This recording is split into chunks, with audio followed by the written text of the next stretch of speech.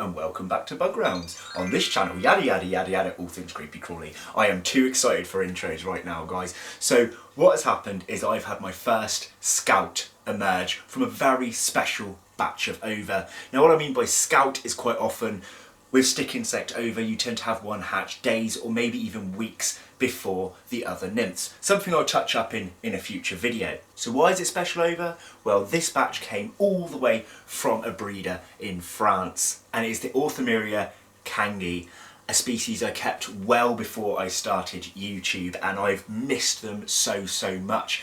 Now, do you remember in my seas pickup videos I had a little rant that went something like this? There was one more rare species and I'm really gutted about this at seas. It was there, I saw it, as I saw it, this was off a completely different stall. This lady in front of me bought them and it was the only ones there. Well, screw you, lady, because I've got them anyway. That's right, that was the species that woman picked up before me, got to the stall before me and grabbed them at the show, and I was so disappointed. And I did have ova, and the first one has hatched. So let's take a look at this little scout. So as you can see here, this is one of my many ways I keep stick insect ova, and this is one of the simple methods. Now in here you can see O KANGI and Jan for because in January is when I got this. And down here, these are the eggs. Not all the little parts, some of that is vermiculite, but these little brown seed type bits here are the ova. And I believe I purchased 30 off the gentleman, I can't quite remember. But up in the corner, there it is. The O KANGI Scout Nymph, the first to emerge. And I am over the moon. Now, why did I get these from France? Well, because they're just not around in the UK anymore. There are very few breeders of this species around in the UK. But there seem to be a little bit more in Europe. So I had to snatch up the opportunity to get this over. And the good thing that I've got these little nymphs instead of the adults that lady picked up at the show is because they actually have a very short lifespan to them. Now, all stick insects don't have a particularly great lifespan, but these are particularly short. But their hatch rate speed is really quick and you have high success normally. But just because there's a high success rate in actual hatching doesn't mean the success rate on them surviving is particularly good. Now, nymphs of these are very fragile and they do die off pretty easily. So I wouldn't recommend this for a beginner. It takes a lot of time, a lot of research and a lot of experience to be able to keep these as well as you can. Now, although I was actually a beginner when I first got these, I had a batch of 20 ova and only 3 survived, 1 male and 2 females. Oh, look at him go, look at him go! Dun, dun, dun, dun, dun, dun, dun, dun, dun, dun, dun. And he's off. Ah, defocus, ruining the filming. I've got to be careful here because if I lose track of this little guy, I might never find him again. Oh, at least we got it back in focus. They are speedy and they're very unpredictable as well, their behaviours.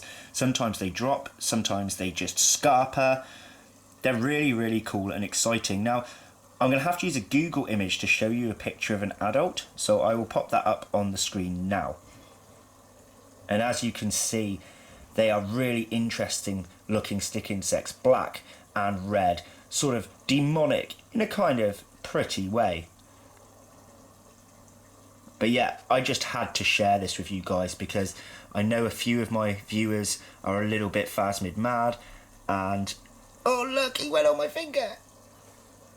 Oh yay! This is going to be some shaky footage, I'm sorry, but I am so happy. So happy. Right, now before I lose him, I better show you how to set up a home.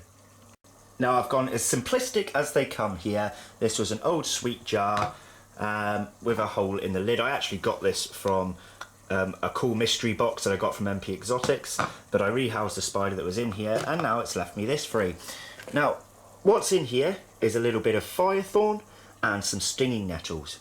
Now stinging nettles are your best option for this species here in the UK. Now we don't really have their native plants available here that they have in the Philippines, which is where they originate from, but stinging nettles tend to be the best one. Now this is a bit of a grubby old nettle, a bit dirty and horrible, but it's all I could find when I nipped out for about half an hour earlier on the school run for my daughter. Tomorrow I'll be looking for fresher, better nettles. And firethorn leaves are just here. Now some people have had quite good success with firethorn, however I don't know anyone that's purely raised them only on that plant, so I've given them a little selection. So the next step is putting our tiny little guy into this enclosure. So here is the little nymph. I know you won't be able to see it very well right now, but if I put my hand underneath you can see where it was. Now I got a little distracted earlier, a little excited when it was running around, and I can't really remember the story I was trying to tell you. I think it was something to do with oh look, I'm getting distracted again. How hard it was to find these in the UK. And goodness me, I can't film with nymphs running around. This is really difficult, guys. There we go, straight in. So this is going to be a really sketchy video because I keep totally forgetting what I'm talking about. But the nymph is actually in here. So in case I missed anything earlier, I'll just give you a few more brief details. So they are from the Philippines, as I have said. Really hard to get in the UK, but a little bit more common in Europe. Not a particularly long lifespan, but good success rate, but not always the easiest to raise. And their food plants are mainly the stinging nettles in here, or you can potentially have them feed on firethorn. So yes, I think I've wrapped up everything that I meant to be saying. I know this is a really highly sketchy video, but I really don't care. I'm popping it out anyway because I just love them. No, the defocus. So I think I'm just going to wrap this video up because it's also really hard to focus on such a tiny little nymph. It is really small. You know, in tarantula unboxing videos when I get the little 0.5 or 1 centimeter slings and they're really hard to film? Well, this is just like that, and unfortunately I don't have a decent macro lens. I used to have a clip-on one for my phone which worked okay, but I've lost it. Lost it when I moved. So this is the best you're going to get, but I will update you on these guys. I'll let you know if I manage to get this particular batch to survive. I'm going to leave the remaining over in their little incubated part because it's warmer there, and I will keep adding them in from time to time as they hatch. I really hope I can raise these ones up to adulthood because it's going to be great to show you these guys later on. And they are winged and they do sort of flutter. They don't fly exceptionally well, but they flutter and hover. And you know me, I'm a bit squeamish when it comes to flying bugs, so you get to enjoy taking the mick out of me. So what I'm going to be doing, I'm going to be adding a mesh top here as well, folks. I've got my light rested on the lid. That was smart, wasn't it?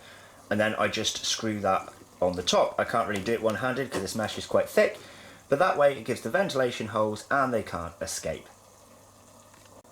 It doesn't look fantastic like this, but that's what happens when nymphs unexpectedly hatch. You've got to use what you've got.